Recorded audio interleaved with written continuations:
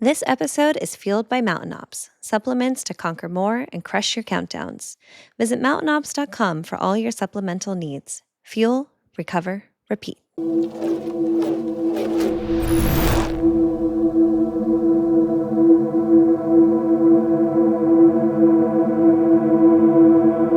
All right, everybody, welcome back to Countdown 2 Podcast. I'm your co-host, Drew. I'm Leighton. And we're brothers. And for those new here, this is a podcast about how we changed our mediocre and destructive lives by reverse engineering goals that excite us to become healthier men, leaders, athletes, and mountain bikers. Absolutely. And our current countdowns are Yeti Gathering 2026, which is an epic mountain bike experience. We ride their bikes. It's a global meetup of riders, 3 days in Colorado terrain with 30 plus miles and 3,000 feet of climbing per day. It's a grind by design, and we want to be ready for it, so we will be training for that. We are also counting down with our sponsor, Mountain Ops Conquer 90 Challenge, which is a 90-day transformation challenge that pushes you to grow physically, mentally, and spiritually through daily accountability and intentional habits. The winner gets $10,000, $1,000 of supplements and gear, and a trip to their summit event at their headquarters in Salt Lake City, Utah.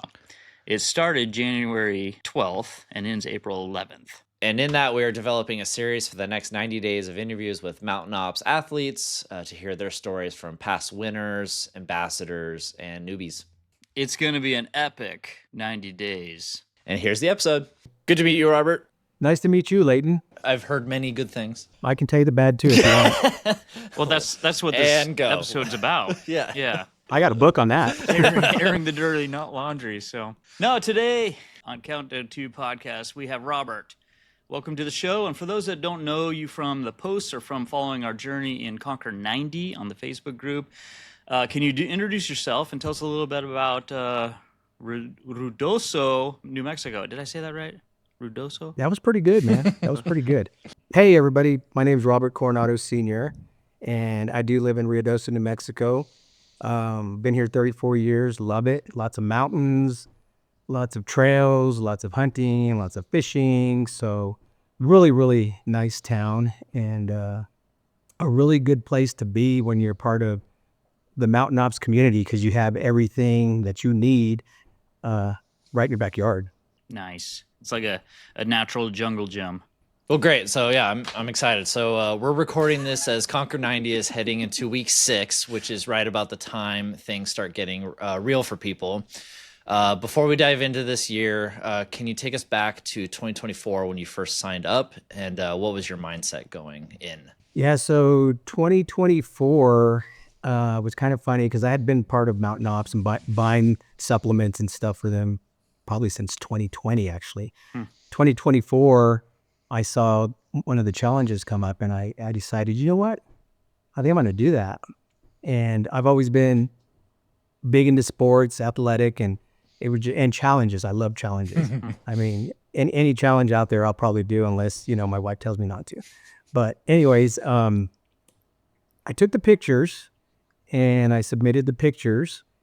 And after I submitted the pictures, I kind of thought to myself, I said, dude, are you going to do it? Or are you going to do it halfway? Or are you going to do it all the way? What are you thinking here? Mm-hmm. And I had to be honest with myself, guys. I really did. And I told myself, I said, your mindset's not ready to do this.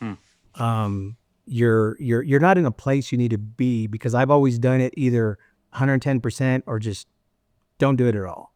Yeah. Whether it's in the workplace, in business, or it's somebody asking me to coach a little league team. If I say yes, I'm going to be at every practice. I'm going to be at every game. So I took this the same way. So I didn't do it. I didn't do it. Yeah, you mentioned that all or none mentality. So what was 2024 like for you? I mean, did you work out at all, or were you just kind of, I don't know, chill? No, I was working out, but okay. I was working out more for just to have the physical look. To maintain what I had. I was pretty heavy at the time for my frame of 5'8", and I just felt like what I had was a very athletic look, but not a healthy part inside. Yeah. if that makes sense. Yeah, that does make sense. So, okay, so let's fast forward to 2025. You said your mind, or you and I were talking, you said your mind shifted to a to-do, a do-it attitude. What changed between 2024 and 2025 to where you really just full commit? I think the biggest change for me was I needed to do something because I was being a little complacent. I was a little stagnant with my health. Wasn't eating good. Was drinking too much. Was sleeping like not good at all. So I told myself I needed to do something, and I had like 2024 I was going to do it, and I backed out. 2025 I said, okay, let's do it. And everybody has their why. Why are you going to do it?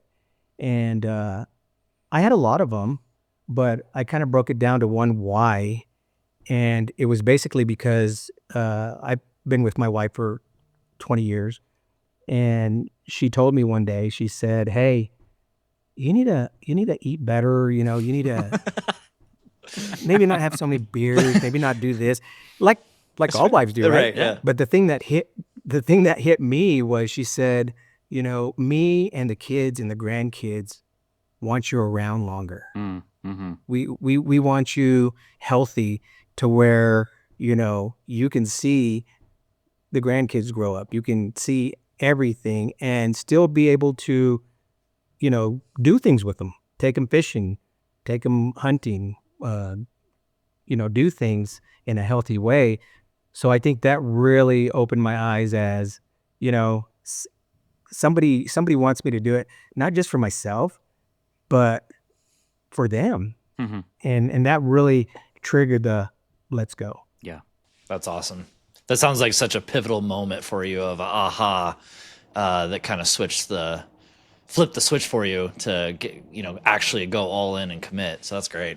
Well, it's definitely nice having that outside influence of somebody else speaking into your to your life, whether it be somewhat negative but you're right. I mean, just, our spouses or significant others, they get to watch us, they get to see us, and, and if we're headed down a path that's not, quite healthy, or man, you're gonna be really struggling in 5, 10, 15 years from now. I mean, that's a kind of almost like tough love, like Right. Yeah.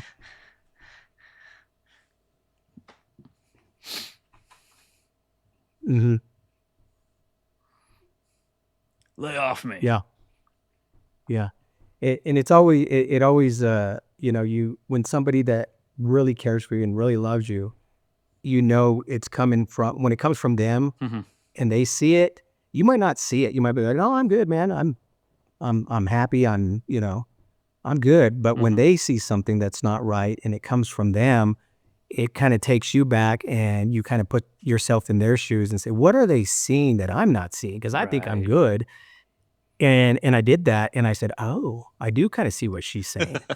I do stay up too late. Yeah. Right. I don't get enough sleep. I don't eat right. So that was, and you're right. I mean, we've all done it where, we do hear those things and we get on the defensive right away. But this was more like, I was telling Drew, I love to do things for people. And this was like my wife saying, do it for us too. Do it for not just her, but my grandkids, my kids, and myself. Yeah. Yeah. And myself. She spoke to what would work for you, what would get through versus, you're not doing enough, or, Yeah. Are you speaking from experience? Yeah, I am. Yeah. Okay. I've not. I'm sorry. I've not said from my sorry. fiance. Like, this is the past, but like it was a drill, and it was shields up and didn't change. So yeah. Yeah. No. Okay. So let's jump back real quick to 2024. You're like, I'm not ready to commit.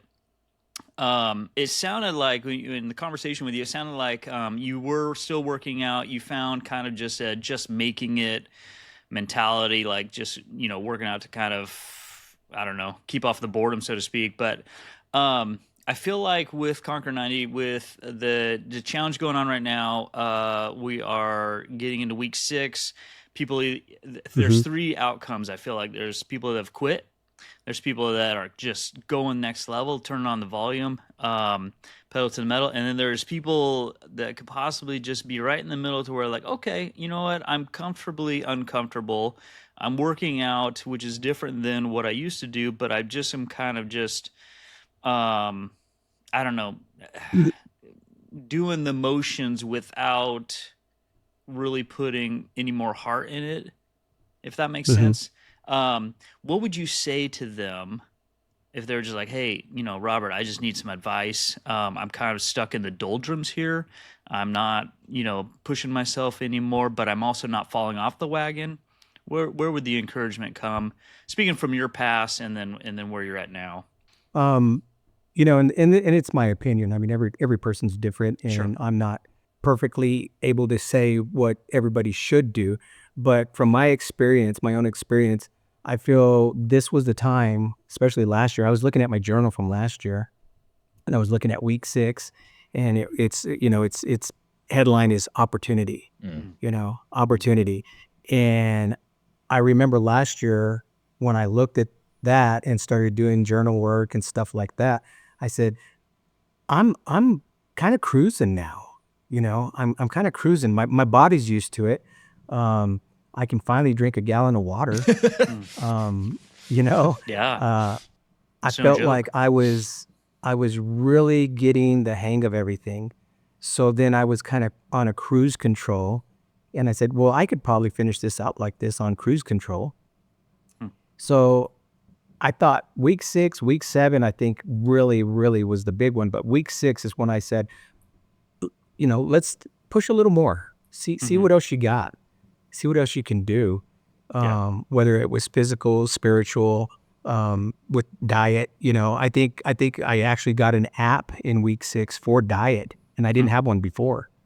And I actually got an app for it and started using it and started paying attention to it and putting up more effort into that and eating right. So I would tell people, this is the time to you're used to it. You've been doing it, for 5 weeks, 6 weeks. So where can you turn it up, And it might not be physical. I mean, some people are hurt. Some people are at their max. Some people have plateaued and don't know where to go from there. I've been there. I've been there where you just plateau and you're just like, what's next? I feel like I've done all I can. And that's when I reach out to friends, and I've reached out to different people.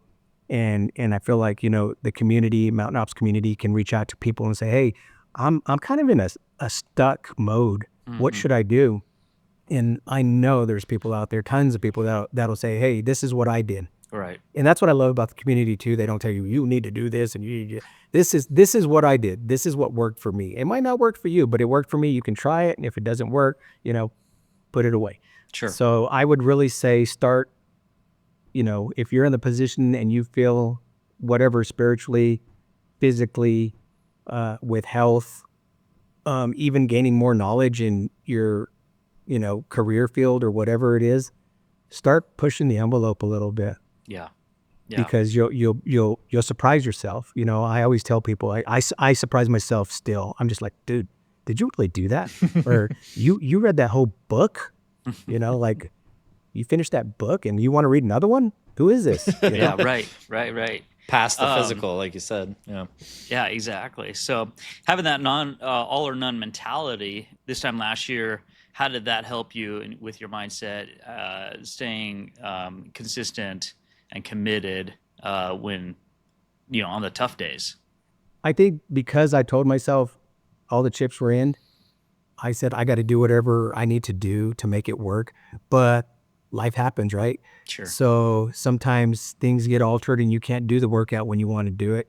You accidentally at a meeting grab one of those donuts and start scarfing it down. Oops. Or whatever. So life happens, and that's what I told myself too. Life happens. So don't put so much pressure on yourself that you have to do it perfect, because I feel like if you put that pressure on yourself, you're probably not gonna. You're either gonna get burnt out on the challenge, or you're gonna be so upset with it. It's gonna be more like the job you never liked, Mm-hmm. and nobody wants to be there.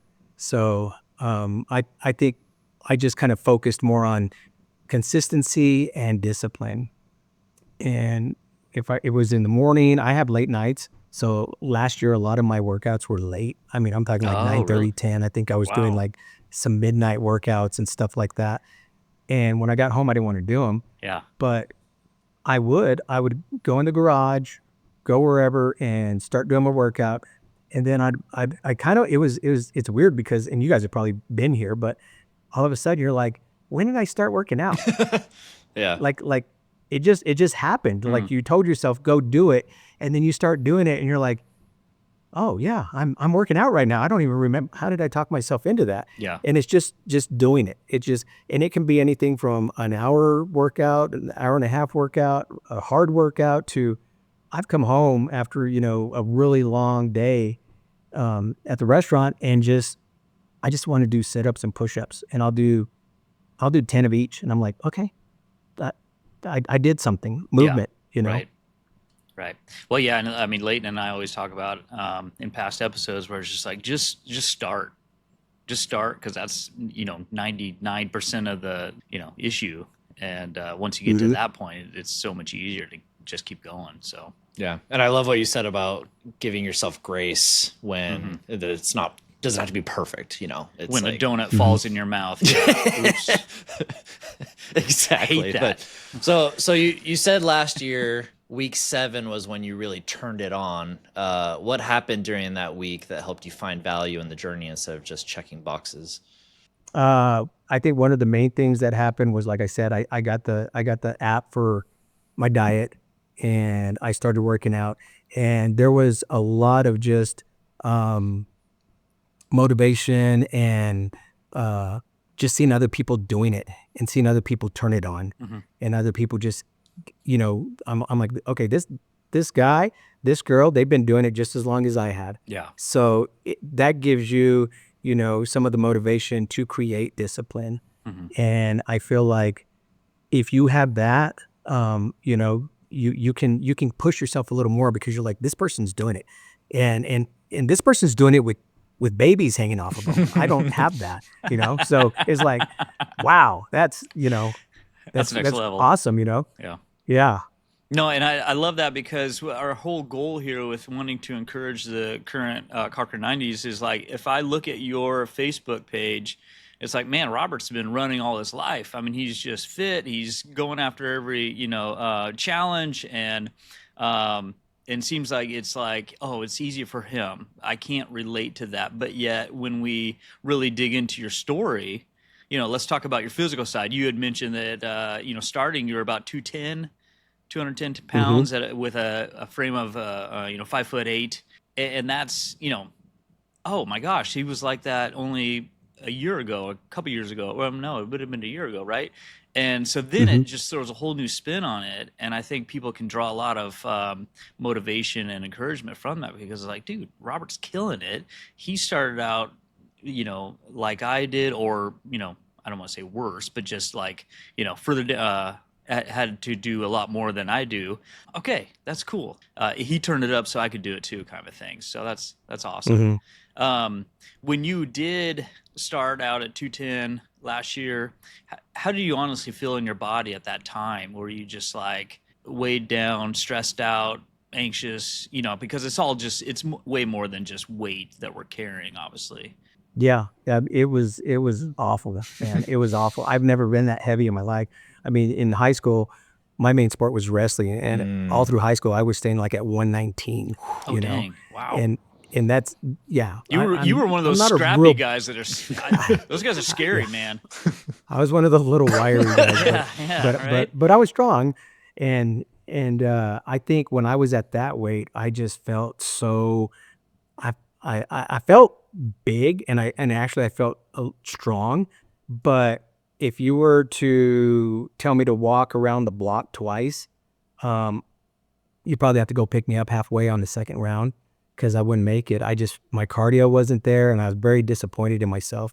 And we all know where that goes. Once you start getting disappointed with yourself, then you start going into maybe almost a sort of depression, kind of subconsciously thinking, man, I used to be like this and now I'm like this. So Yeah. health wise, it was awful. I wasn't sleeping good. I mean, I was eating bad. So I was like, I have heartburn, from just eating bad. And I couldn't sleep sometimes, or I wasn't drinking enough water. I thought, oh, coffee and sodas, beer, whatever. There's It's water got in water all in it. those things. Yeah, exactly. Yeah, That that's what I counts, was telling right? myself. But it's not like drinking just water Yeah. and making that your primary source of your hydration. So it was kind of a not a real dark time, but a time of disappointment in myself being that big, because like I said, 5'8", you put that much weight on 5'8", and I'm one of those guys who's like really bigger on top, and then I turn into runner legs, So it just really weighed on me, Yeah. I'm going to use runner legs because I've been called chicken legs, growing up, and so I like runner legs. That's better.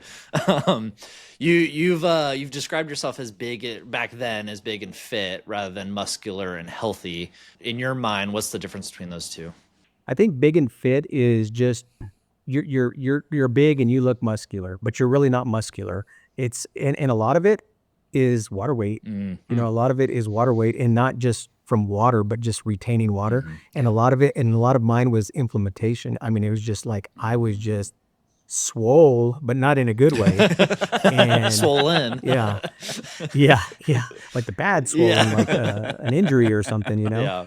So I think muscular and fit feels a lot better on you. And everybody in our Mountain Ops community that has done that, even if it's to whatever extent they want to do it, and they see the progress and they feel that difference, it's like you want to keep it. You want to keep that feeling. Yeah. And if you do slip and you go back into it, because I've put on some weight, during the holidays. We always talk about it, putting on weight during the holidays, and you can't stay away from the turkey and the pumpkin pie and all that. So you do put some of the weight back on, but then you start feeling that sluggish feeling again, and you remember that better feeling you had when you were muscular and fit and not just big, Right. big and fit. Because you can be big and fit and fill out a t-shirt, Yeah. and that all looks good.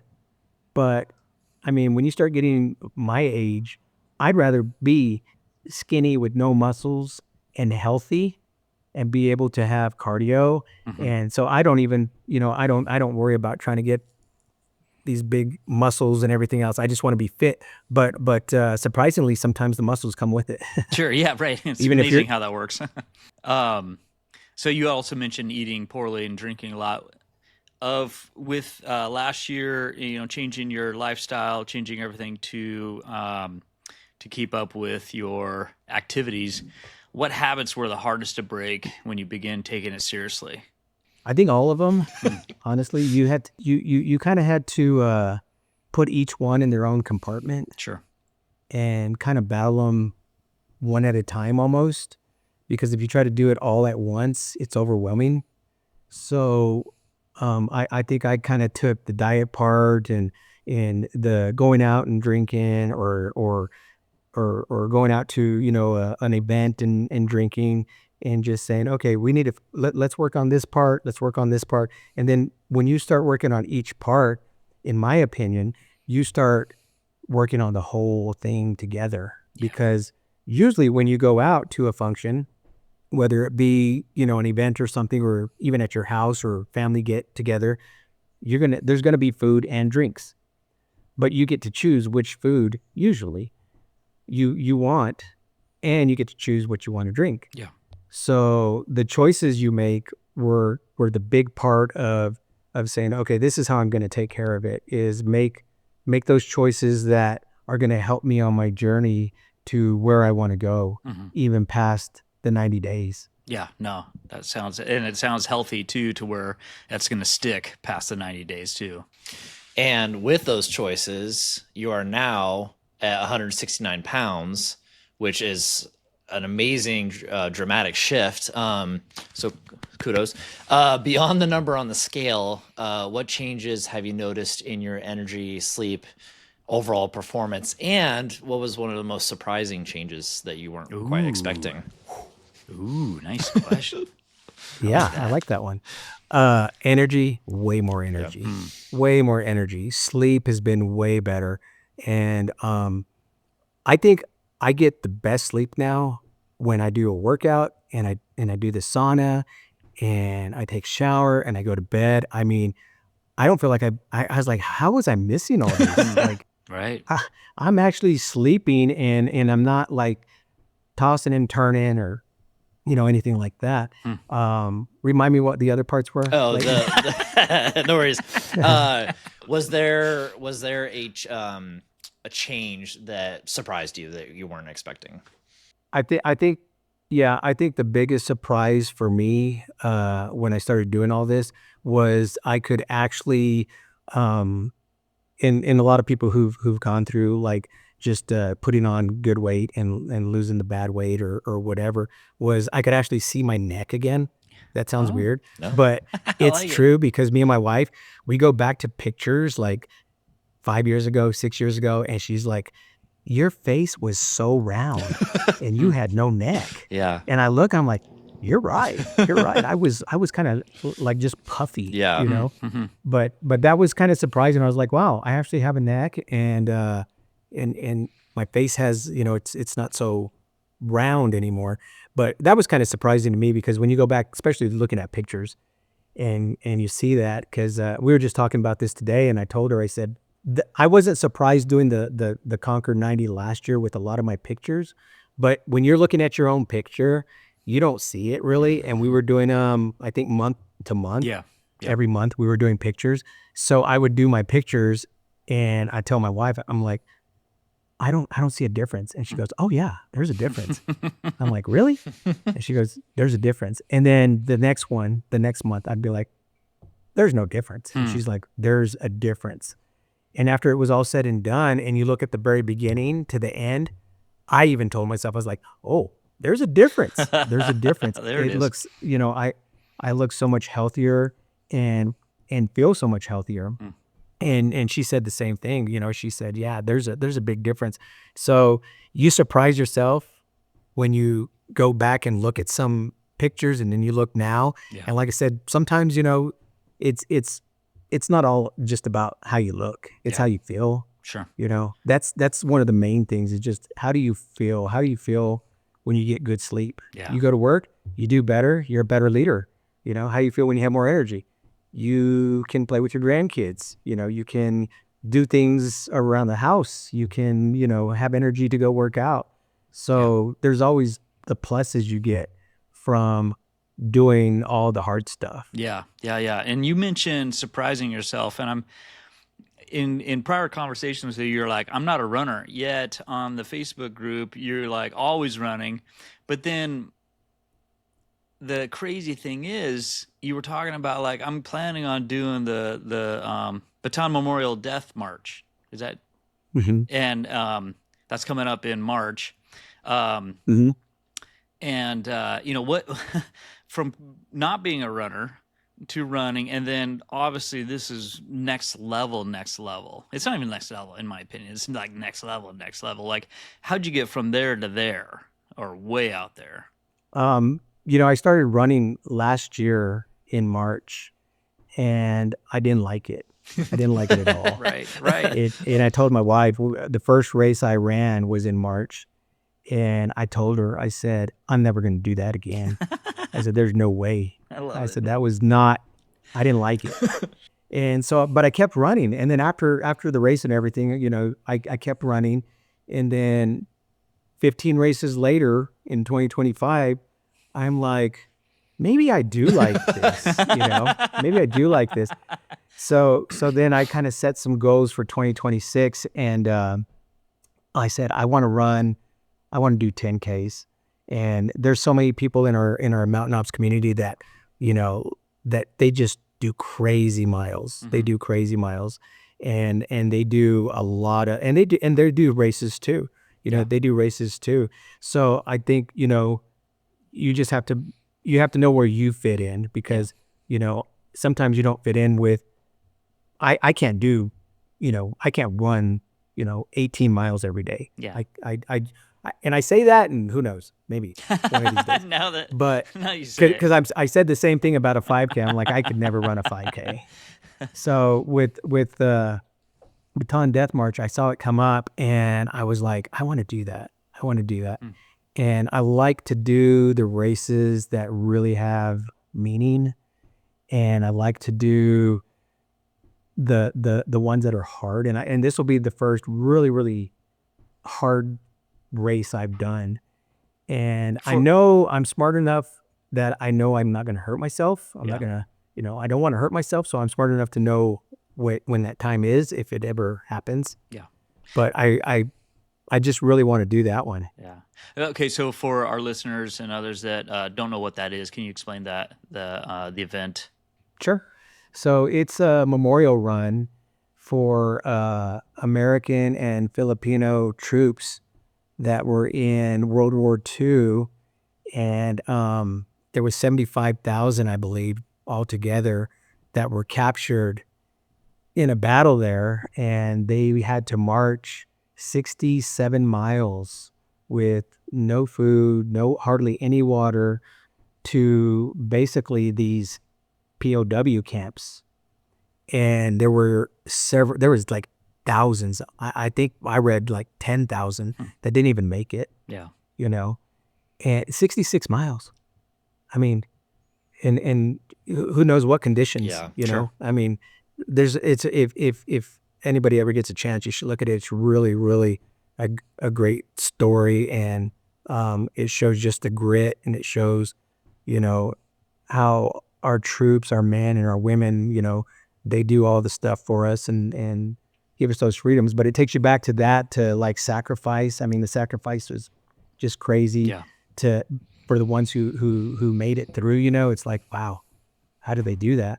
So it's a really I know it's going to be an emotional race. I know it's going to be a challenging race. I know it's going to have all of that all intertwined together. And that's what I want. That's what I want, because I every time me and my wife will walk, and I'll race. And every time we do, we write on our forearms right here, somebody we're racing for. Whether it's somebody who's passed away, somebody who needs prayers, somebody who's sick. I've raced for dogs. And you always have that mindset when you're racing that, hey, this isn't just for me. Yeah. This is the way I'm going to honor, this person. So the Baton Death March race is kind of my way to honor, the military who had to march those 66 miles. Yeah. No, it's beautiful, man. That's awesome. I wanted to circle back real quick. When you mentioned better energy, better sleep, and better performance to be able to like do tasks around the house, I just wanted to emphasize like thank you for mentioning those things, because I feel like so many people, that they start Conquer 90 because they want to look good, and they don't know that getting in shape is more than that. And like, it's not, oh, I have to give up my favorite food and hate my life every day because I don't have my favorite food, or drinking. People who love drinking.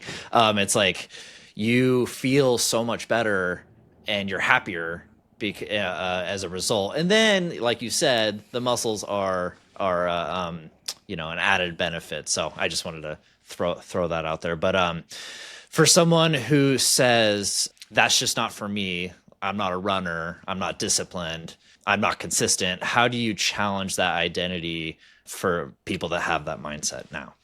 I believe you just change it to, I am a runner, and I do have discipline, and I am going to be consistent.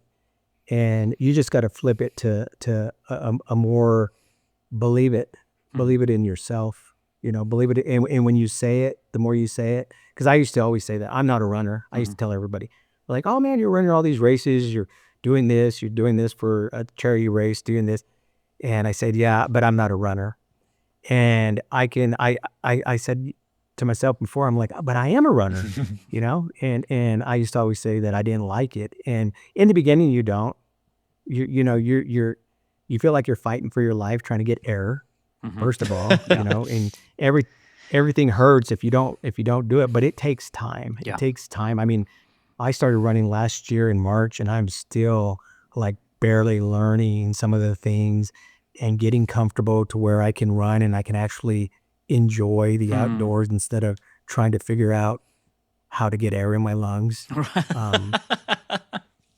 Right. So I would say, Leighton, if you really do say those things to yourself and flip that script and tell yourself, I am a runner, I am consistent, you know, and I am going to be disciplined, then it starts coming in here. And the more you tell yourself that, then you believe it. And then you start seeing it too. Yeah. I'm sure that you are also practicing that as you're running, as you're, mile 10, mile 17, whatever, as you keep going to push yourself. And then you eventually cross the finish line. There's just that huge reward, obviously, which is great. And that's, you have tons of medals. I've seen for finishing race and stuff like that. But I wanted to know how, with that mentality of pushing through, even in the hard days, how has that spilled over into the rest of your life, carried over into the other areas of your life, whether it be work, family, just anything tough that is outside of the race, so to speak? I think it corresponds with everything in life because running's hard. Running's hard. Whether you're running a mile or you're running, a marathon, it's hard. And when you start doing it more and you're, like you say, Drew, fighting through it and you want to stop, but you fight through that and you're like, hey, I got through that. And then, you go another couple of miles and you want to stop. Well, I know, just keep going. And you get through that. You're like, well, looky there. What's happening? Right. Who's taking over my body? So you can compare that to life because as a leader, you have challenges, and sometimes, you might have challenges where you're just like, I don't know. I don't know what to do with this. But I think me running and getting past some of those mental blocks that say you can't do it or just don't worry about it or whatever, I feel like I'm more like, no, let's take care of this. If I can run and do all this hard stuff, figuring this out isn't that bad. Yeah. We can figure it out. If I can run and run as hard as I can and not and be out of breath and be sore the next day and limping around or whatever, then I can do better things in my family. I can push further. I can push further because I think a lot of us, me included, I mean, I was the first one who told myself, I was like, you did pretty good. You surprise yourself. I say that all the time. You can surprise yourself, and then you can surprise yourself over and over with different things. Right. Running really is like such a teacher to push yourself and not quit. Like I remember first time I started running, this was after high school, and I lived next to my sister, and she ran and she encouraged me, and I was just like, this sucks. And then I remember the other day, I was like, I got that runner's high. I was like, oh, this is great. Now I get it. Okay. I don't have to hate my life every day. But yeah, it is so transferable to life, to just not giving up and getting past your brain. So you attended the Mountain Ops Summit in 2025, and you heard a speaker say, call your shot. What did that phrase mean to you personally? At the time at the summit, I went with my sister, by the way. So Met her. Sisters, man. Yeah. We met Drew there, and we met a lot of cool people. Just putting a plug in for the summit right there. Yeah. If you're thinking about it, don't even think about it. Just go. Oh, yeah. Just go. Put it on your calendar and go. Everybody's got to go. It's so much fun. I mean, Trevor and those guys do a good job with it, and there's so many good people. It's like, I told my sister when we got there, sorry, I'm going off track, but I told my sister when we got there, I said, hey, we did the workout. And it was pretty tough. It was pretty tough. And I told my sister, I said, you see all these people right here? Because she had never been to that. She was getting into mountain ops. I said, these are my people. These are my people. These are the people I like to hang around with. Yeah. Just like David Hughes says, iron sharpens iron, and it's so true. When you're around those people, you just get better. Yeah. So, Yeah, going back to the question. What was the question? Sorry. Yeah, no worries. It was just you heard the phrase "call your shot" from the speaker, and what did that phrase mean to you personally? So at the time, that phrase meant it was a really, really good seminar put on. But it meant, to me, call your shot, almost like Babe Ruth. I'm calling my shot. I'm calling my shot. That's where, but it's in life. Whether I'm calling my shot. I'm gonna do a marathon. I'm calling my shot, and I want to open a new business. I'm calling my shot, and my shot that I'm calling is to be a better husband, whatever it might be. So I figured, a lot of people were calling big shots, and I told myself, I said, well, I have some big shots I want to call, but going back to my all in or not in, I would really tell myself, hey, what shot do you want to call? Because, make sure you can, if you call your shot, take it and do it. And I found with that, I call a lot of shots, but they're a lot of smaller shots, just a lot of smaller shots. And some of them I have made, and some of them I'm still working on, and some of them they're not in the picture anymore. So I feel like always call a shot. Yeah.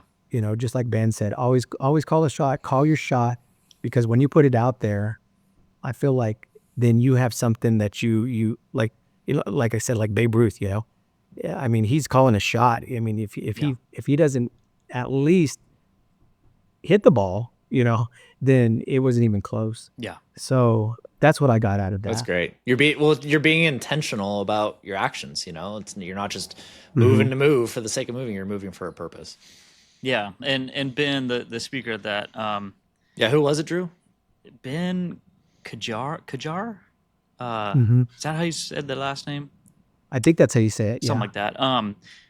Great speaker. He had some difficulties, but he called his shot, and what he was talking about was three times state champion. He was a wrestler, so he was like, "Hey, what is your 3x SC?" And calling your shot. What is and because his was such a huge one, to be the 3-time state champion was kind of unheard of, and he was already behind the 8 ball, but he called it and pursued it and went after it. I was at the same event as you, and it was definitely inspiring. And I have a 3XXC, but I'm not going to share it here. So, perfect. Yeah, great. It's called my shot. Not sharing. That's my shot. So, all right, bro. You all right, man? No, I've had a cough for 4 weeks, dude. This has been nuts. This flu. Did that calling your shot? I mean, I feel like this is in line with the Baton Memorial Death March. Just like you're like, I'm going to this. I'm doing this. I'm going for it. And I mean, this is not a question. It's more of an acknowledgement of when we do that. In my opinion, I feel like you take away the doubt. I mean, there's still doubt, obviously, because it's gnarly, grueling, and all the above. But you're kind of like, just like, no. I mean, there's no other choice. I'm doing this, and that's the route I'm going. And I'm not gonna let my own fears, doubts, worries, anxieties slow me down. So I think that's the biggest. Well, at least for me, that was the biggest takeaway. Mm-hmm. How far is it? Is it 66 miles? 2 miles. It's 2 miles. What? Oh, the march. Yeah, the march. No, it's not 66 miles. Okay. No, it's a marathon. So Okay. what is that, 26 point. But hey, a marathon to me is like 66 miles. So yeah, I need to get over that. Is this gonna be your first marathon? It will be. That's exciting. And I'm jumping straight from 5 and 10Ks to a marathon. So, you got this. And it's in the desert. I feel like I do. I know I do. Call your shot. Come March. Call him a shot. Come March, what will the weather be like at that event? Hot. It'll be pretty warm. It's Really? It's on White Sands Military Base. Okay. So it's gonna be hot. Oh, And in March. I got some good advice from Joseph Vasquez. He's done it, and he gave me great advice. I mean, we were texting back and forth, and then he was just like, I'm just going to call him. So we talked on the phone, and he gave me some really good advice, and a really good, motivational. You can do this. I see how you trained, and I see what you can do, and you can do this.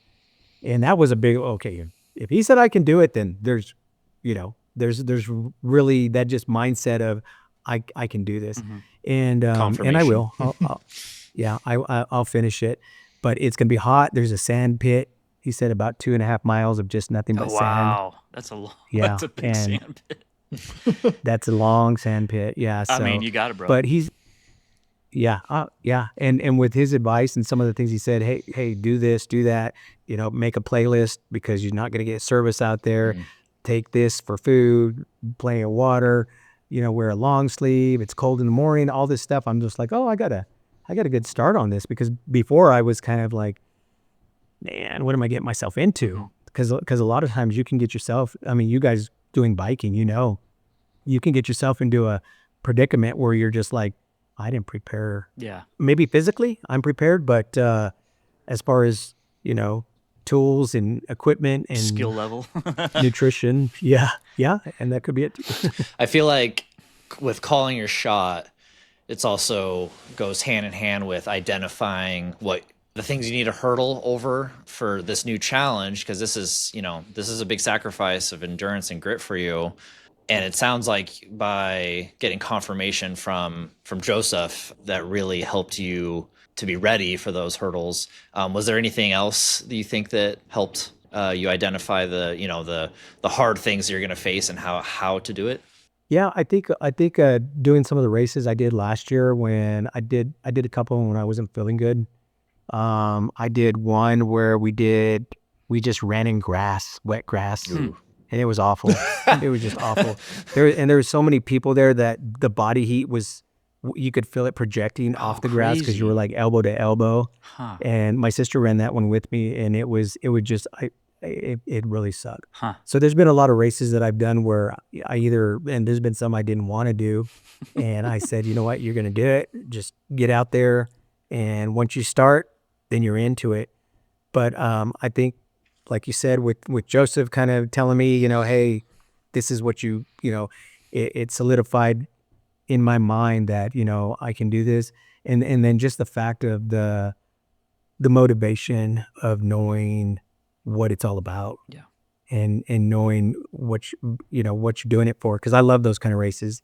Me and my sister ran a 9/11 race, and it was very spiritual in a sense, but, I feel like that's going to push me through too.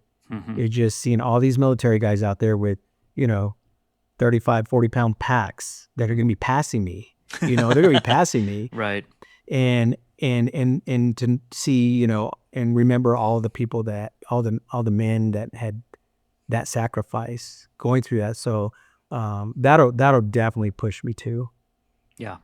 Now you said, you keep on mentioning, Vasquez, he's part of our group, amazing man. I met him last year face to face. Just an awesome dude. And he's so inspiring. Sounds like you draw inspiration from him. But he also does cold plunges, and I was just curious, do you do cold plunges? I did last year. Okay. It's not part of your normal routine, I don't like though. them. No, not anymore. I mean, realistically, I did them, and I had my daughter film one, and I put it on the Mountain Ops community page, and I remember that. Yeah, do you? Yeah, and I mean, they're really good for you.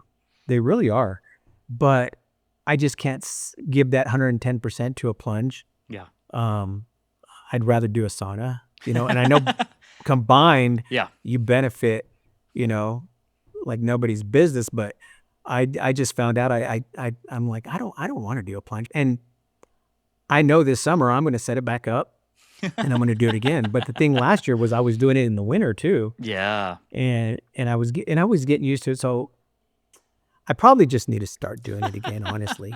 I really do. But I mean, there's a lot actually, and I'm coming off script here a little bit, but there's a lot of back and forth on like, is it really truly benefit for you and stuff like that. And my take on it is like, hey, if you feel great afterwards, awesome, do it. If you don't like it, don't do it. It's not a peer pressure thing or whatever. Just do what works for you. And I mean, I love them because it really helps the inflammation in my body because I have chronic injuries, but I also do the saunas because that's how I get blood flow to the hurting areas and yada yada. So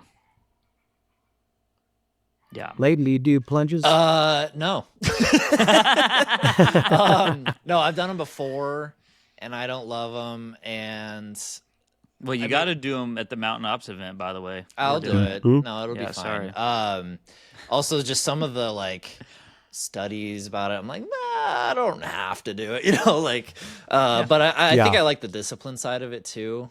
I have like just turned my shower to frozen cold at the end. It's exactly the same thing. I've heard that's worse because at least you're like you're all in it versus a shower. And I'm okay not doing them, but if everyone's doing it, I'll do it. Heck yeah. Oh, wow. Peer pressure. I'm just stoked to hear Drew, that you. Drew, I think there's what is it at the summit? There's like a 10-minute standard. I thought it was 5, but I could be wrong. First plunge. I mean, yes, actually, it was a half hour, so I don't know. It might be. So you'll do good, Layton. There's a half-hour plunge at the. Okay, I was like, they say like do 11 minutes a week, like, and we're just jumping into a half hour, but. You stay in there as long as you want. You don't, and you don't even have to do it if you don't want. I think the most I'm getting out of this episode though is that Layton actually takes his showers. So good to know. Joke's on you. Yeah. This episode is outfitted by Pendulum Threads, built for the hybrid athlete. Whether you're in the gym, on the trail, or chasing your next challenge, their gear moves with you. Head to pendulumthreads.com and use code COUNTDOWN2 for 15% off your order. Pendulum Threads. Perfect comfort, perfect performance. Well, I wanted to let's jump to accountability and hospitality because you spoke of serving others and at the cost of taking care of yourself. And I know plenty of people like this, and whether that's the mindset that's based off of like biblical practices, where serving others or others are greater than yourself or whatever, which I've got lots of advice for. But you post consistently about your journey. How much of this, how much of that is accountability to yourself versus encouragement for others? I'd say it's 50-50. Really? Okay. I like to show my accountability. It's almost like, when I do a post, everybody's probably, oh, that guy's posting again. He's posting again. Yeah. But to me, it's almost like turning in homework to your teacher, and being accountable for work and telling yourself, hey, I want to be accountable for my work.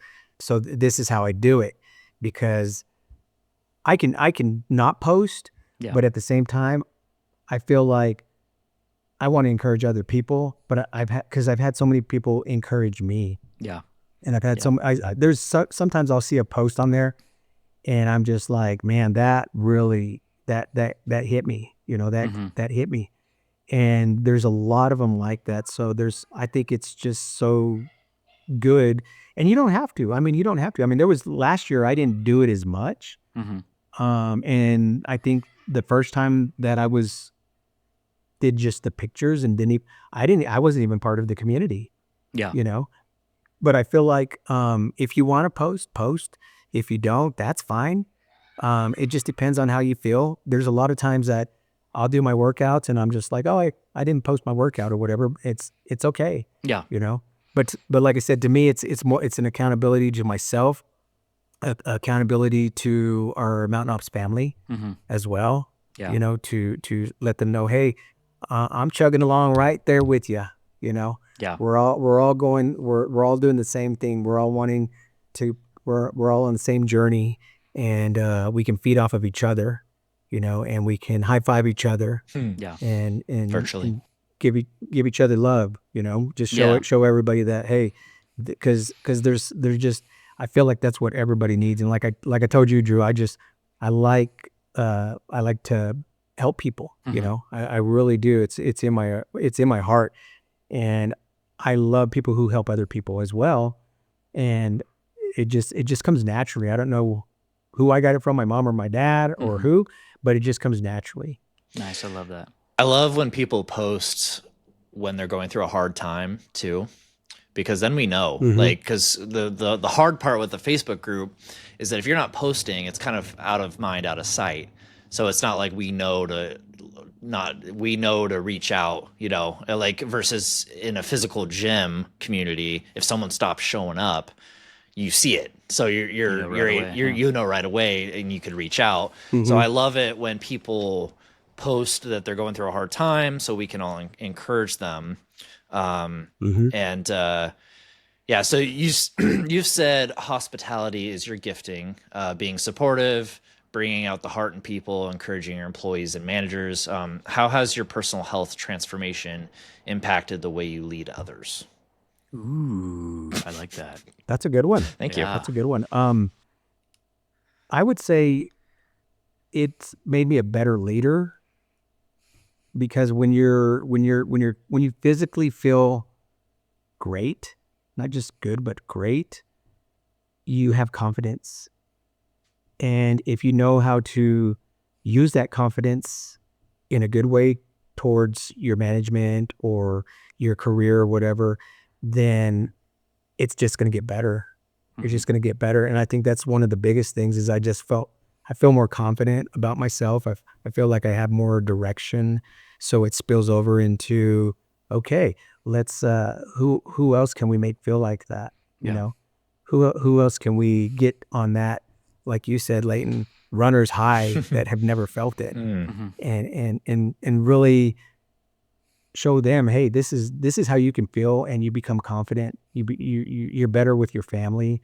You're just overall. I mean, you can't go wrong. On taking care of yourself. You can't go wrong. Yeah. Well, and you can help others when your cup is full. So if you are taking care of yourself and getting healthy, you have more energy for others because you're taken care of versus running on fumes. And that's big. I'm going to go a little off script, but has there been a time in the past where you were helping people so much that it affected you in a negative way, and your family, because you put others first too much? Yeah. No, I hear what you're saying, and that's a good question. And yes, I have. I've put other people in front, maybe not in front of my family. Yeah. But I've tried to help them in a way where, I want them to do better. And some of them have, and some of them don't. And I don't, and it's really more frustrating, I guess, is when you're putting it all in there and you're not seeing anything. You're like, man, I'm really, and you do, and you start giving up, and it almost becomes a animosity type feeling towards that person. Like, this is what I'm doing for you. I'm trying to help you out, but you're not helping yourself. Yeah. And then what I've done with that kind of situation is I just take myself away from it and still say, this is what it is. You still love this person. They're still your friend or whatever. You're still in your family.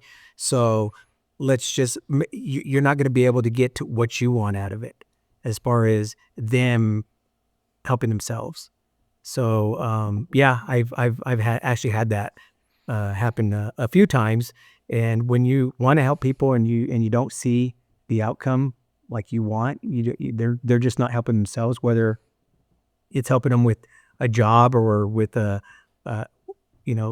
relationship within themselves, and it's not working. It's frustrating because people like us want that happy ending, and you're not, and sometimes you don't get it. Yeah. You don't get it. So you just got to back off from it. You just got to back off, and you got to love that person for who they are. And you got to say, hey, this is how it is. And I don't want to have any regrets with this person. So I'm just going to take it as it is. And they're still part of my family or my friend or my coworker or whatever. So yeah, and it's important to, I feel like that's wisdom. It's just when you can let go, because then it's affecting you. Because I have the gift of service, the gift of encouragement, and in the past I have definitely held on for too long, and it just took everything from me to where I can't serve family. So thank you for adding that part. Yeah. So moving on, speaking to week 6, and in you being a servant of serving others, encouraging others, I'm going to use myself as an example. I'm pretty discouraged right now just because of back issues and stuff like that. I'm going to put you to the test. What's your encouragement to me to continue to grind, even though a lot of movement is very painful?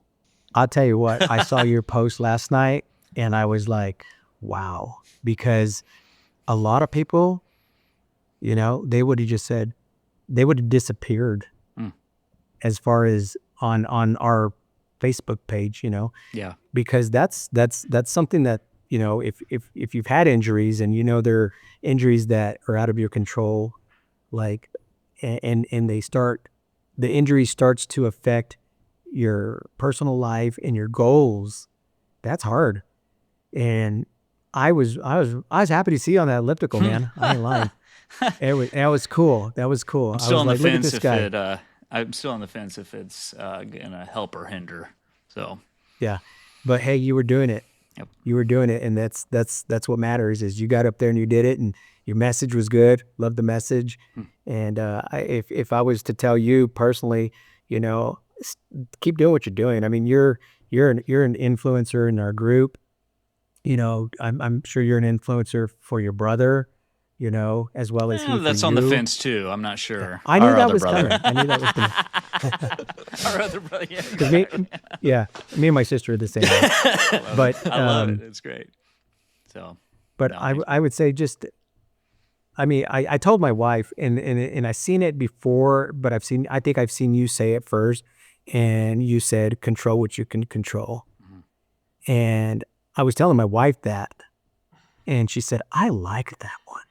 She goes, yes. I like that one. Yeah. need a She's like, t-shirt. control what you control. You do, dude. Good job, Drew. Or a hat or something. I'm pretty sure that I didn't come up with that, so I can't claim. Yeah. I'm pretty sure. I'm not. I'm just saying somebody else probably said it before So me. humble. Yeah, I don't know I've, who, I've heard but- it before, but I've heard you say it too before, and I just thought that's really good, and that's what I feel like that's probably where you're at, is you can do what you can do, but just keep doing what you're doing with everything else. I mean, I think y'all's podcast is awesome. I think a lot of people if you really get into the Conquer 90 part of it, you can get a lot out of it. Yeah. I mean, all the people you've had on there so far, I've gotten little pieces from every one of them, every single one of them, and I'm like, I can't wait till the next one comes out. Oh, it's gonna be you, dude. Yeah. I'm You're the curious. next one. I'm curious of what you're gonna get out of your own episode. There you go. I love it. Layton, keep going. If someone is just putting in enough time right now, like you described last year, how can they flip the switch before week 7? How do you flip the switch? Yeah. Like if someone's just like grinding, week 6, they're grinding, but they haven't gotten that bug yet of flowing, like Haven't got that runner's high yet. that runner's Yeah. high yet, like what would your encouragement or advice be to them on how, what to look for on flipping that switch for week 7? Yeah, like I said, everybody's different, so I don't know exactly what would work for them. But I guess what I would say would just be the best is yet to come. It really is. I mean, you really, I mean, even after the 90 days, the best is still to come. I mean, I still see stuff every day. I see other people that are doing it and seeing what they're going through and seeing their progress. So I would say everybody wants the best for themselves, the best for their family. And if you just keep at it and you keep grinding, you keep whatever it is, like I said, 5 push-ups a day. If you can drink one, half a gallon of water, you're still doing it. You're still working at it, and don't give up. Don't give up. Do what you can. I mean, look at Drew, he's on the elliptical and, doing what he can do. So I've got a walker with me, but No, I appreciate that. And like, I think one thing that really kind of helps me, and I agree with you. I mean, like it's been awesome to interview, the bunch of people we have, because we take away so much as well. And I think that one piece that I'm coming away from with you is just off the top of my head, like, what happens if I don't quit right now? It's almost like a challenge to myself. What happens if I don't quit right now? That because my body's hurting, my back's hurting. I'm like, am I hurting myself more trying to, find a path forward? But I keep on coming back to, what happens if I don't quit right now? Like if I keep going, because I think too often we're so demotivated. Well, yeah, motivation's funny, but we're ready to throw in the towel. And I think too often we're focused on throwing in the towel more than we are focused on like, hey, what would happen if I just keep going? And get that curiosity flowing. I think drives takes over the wheel, so to speak, to keep you going. Absolutely. And no, there was no question in there, just FYI. Sometimes I start flowing and it's just like, wait a minute, there wasn't a question in there. We have had where someone was like, what was the question? Yeah. Was there one in there? Yeah. Okay, so closing. You've spoken a lot to the Facebook group, whether it be posting for accountability, posting for encouraging others, but also being encouraged by others. Who has and who continues, and it could be multiple people, who has and who continues to encourage you, even at your level, and I'm just going to say level because you're not just starting out, on the Conquer Facebook group, who continues to encourage you and keep you motivated and going? Yeah. I really everybody. I mean, present, past. I mean, there's some OGs in the group, you're one of them. And, there's just, I mean, everybody all together. I mean, if I hadn't put down names, we'd have to go like another 30 minutes because there's just so many names out there. And there's probably so many names that I wouldn't mention that I would be like, oh man, I forgot to say this guy or whatever. But there's a lot of people out there. There's a lot of people that sometimes you don't see in a while or you don't hear from in a while. And they're like, oh, I remember that dude. Yeah. Or, oh, I remember her. She was doing it. And, and good. They're still so there's a lot. Yeah. And I want you to think, no, that's not it. If you stop talking, I can finish. Gosh, try to get through an episode without you pissing me off. That's my goal. That's my number one goal. Can you talk already? Go. So Robert, I want to encourage you. Calling your shot, the end of your marathon, crossing the finish line. What's the feeling you want to have? I don't know what feeling I want to have. I kind of have an idea of the feeling that's going to happen, and it's going to be really tired, but it's also going to be a happy feeling, accomplished for other things, because I know when I run, whether it's going to be the long run like that or a 5K, I do pray a lot, and I pray for different people. I pray for different situations, and this is going to be a long run, so I'm gonna get a lot of prayers in. I love it. Well, let me give you a list. Like when yeah, can I be on that list? Yeah, on my back. Send them to me, man. Send them to me. I'll do it. I love it. But can you write my yeah, name so on your arm? so I think I'll be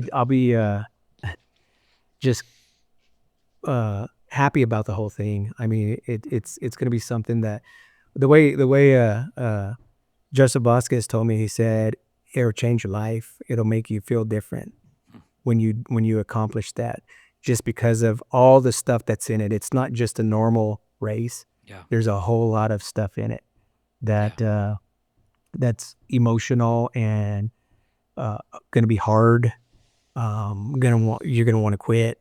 Yeah. You're not going to want to finish, and you're going to be tired, but the outcome, is just one of those things where you can just tell yourself, I mean, that you did it, but also you know why you did it. And everybody has, deeper feelings of why they did something too. So Yeah. And that sounds like an event that definitely caters or hits, mentally, physically, spiritually, all the above, Mhm. and, I mean, emotionally, like, as you said, all the above is just going to have that mix, for sure. We call that type 2 fun, where you're during it sucks, but after you're so proud. It's a thing, Drew. Look it up. Yep.